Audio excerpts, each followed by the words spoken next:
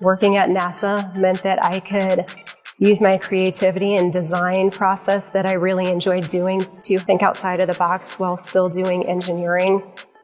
As a kid, I never in a million years pictured myself working at NASA, working on lunar soils and helping to develop tires for rovers and being able to send those to the moon or Mars and actually seeing your work completed. That's just huge.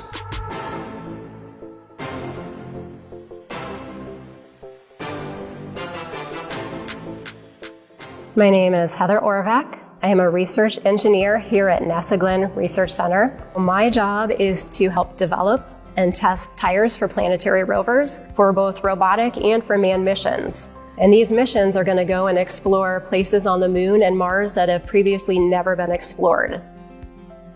Tires need to be tested so that you know your tire is going to function properly on the moon. These tires are extremely important to any type of roving mission. I would compare it to driving your car. How important are the tires on your car? The tires on your car go flat, you're not getting very far. So if we send a rover up to the moon and our tires fail, there's nobody up there that can fix it. Essentially, that mission is over.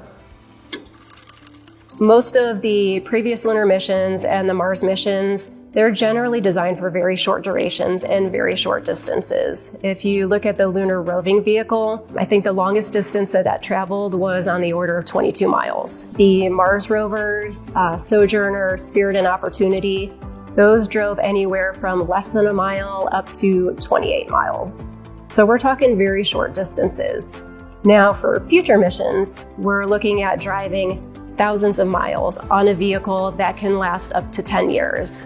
That's why we call this the reinvention of the wheel. We're going to have to up our game and definitely test these to further limits than they've ever been tested to before.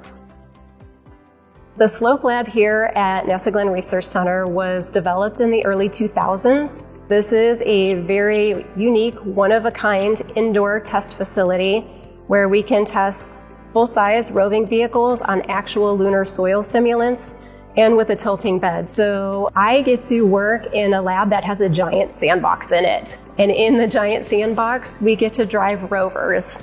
And as we're driving the rovers, we're taking all sorts of different data and evaluating the performance of the tires. For testing tires, a typical day is actually pretty routine. I want to make sure that I have the appropriate hardware, the appropriate test article, and the appropriate test fixtures in place on the test rig. I'll probably spend the better part of the day in the lab running these tests and recording the data. We'll use that data to compare to other tires and see the similarities or the differences in performance. And that helps us to see which design features of the tire are working well for us and which design features need to be improved upon.